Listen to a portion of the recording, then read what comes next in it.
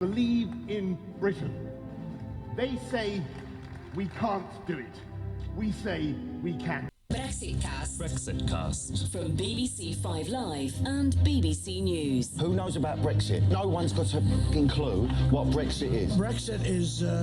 If there is some difficulty to have the agreement of the Brexit, is my fault. What do you think about Brexit? What's that? This is the moment to chuck checkers. A process which I can only describe as a dog's Brexit. Remainers and leavers, that's going to end well. It's like this mad riddle that no one knows what it is, right? So what's happened to that twat David Cameron who pulled it off? You're joking. Not another one? You have the charisma of a damp rag and the appearance of a low-grade bank clerk. And the question that I want to ask, that we're all going to ask is, who are you?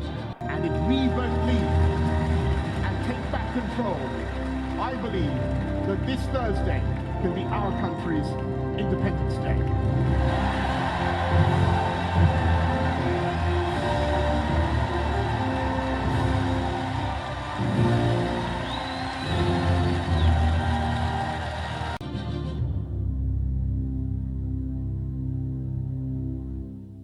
Hello and welcome to Brexiteers, the podcast.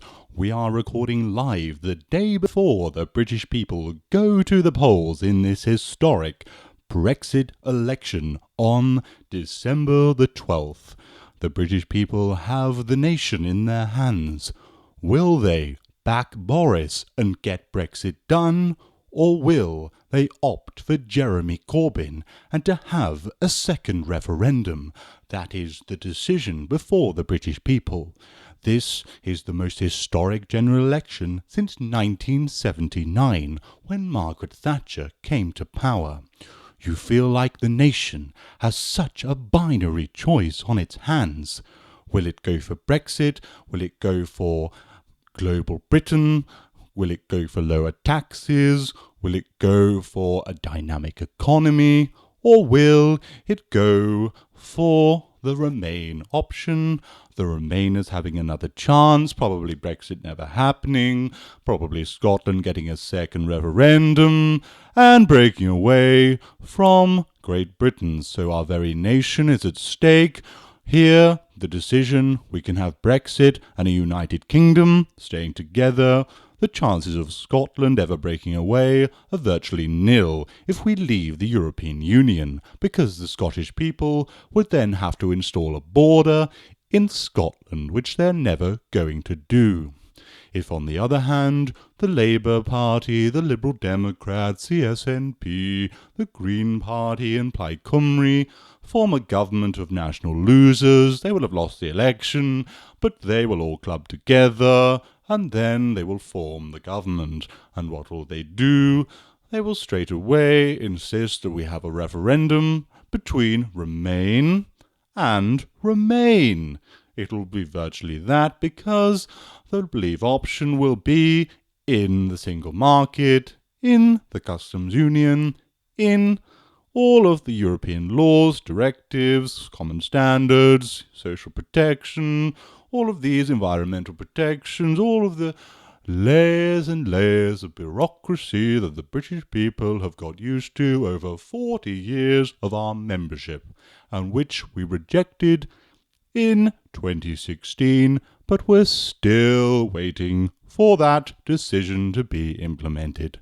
So I am quite confident that the British people will respect democracy, will say that we should leave the European Union and give Boris the majority he deserves. But the question is, how big will that majority be? Will he manage to just scrape along the line with a majority of between 5 and 10, which would be pretty poor, and not allow him to do the radical changes that the British people arguably want to do and need to do? Our country is in great danger. We need so much radical reform. And the Brexit vote was there to show that we do, in fact, want that reform. We need it drastically. We really, really do. So, or the alternative is he gets a large majority, maybe 50, maybe 60, maybe 80. We can only hope, maybe 100. But what will stop him from getting that big majority is, in fact, the Brexit Party, led by Nigel Farage, a very, very silly strategy, standing against Conservative candidates in marginal seats that they have no hope of winning, but they are doing it. They've done it. Nigel is standing in over 300 seats, which will deprive the Conservatives of probably 50, 60 seats that they would have won if the Brexit Party had not stood. So, we could get the most ridiculous situation where Brexit is stopped by the Brexit Party. How ridiculous. What a legacy that Nigel Farage would lead. That his Brexit Party, set up in April, did very well in the European elections, served its purpose, got rid of Theresa May, and we installed a Brexiteer, the leader of the Vote Leave campaign, Boris Johnson, in number 10. The work had been done. The Leave campaign had won. We'd got rid of the moderates. Ken Clarke had gone. David Gauke had gone. Philip Hammond had gone. Amber Rudd had gone. Rory Stewart had gone, to name only a few of the moderate wets in the centre, the One Nation Cameroons, the liberal elites. They were there, but Boris threw them out. What a great thing that was. And some of them are even standing as independents, like Dominic Grieve, that disgraceful, greasy-haired man that's gone back on his word time and time again, and I can't wait to see him lose in Beaconsfield to a great, great Conservative candidate in Beaconsfield, and I really, really think that may be the moment of the 2019 general election when Mr. Dominic Slippery Grieve loses his seat in Beaconsfield. What a great moment after all the disgraceful work he's done over the last 3 years, conniving with the establishment, conniving with the Speaker of the House, Don Bercow, to stop Brexit, to come up with legislation to ask for an extension, the Surrender Act, that he was pivotal in setting up the cross-party campaign with Hilary Benn and Yvette Cooper, rammed it through the House of Commons in a matter of days and rammed it through the House of Lords, and Parliament will be such a better place without this disgraceful man, Dominic Grieve, and I hope to never see him on the television again.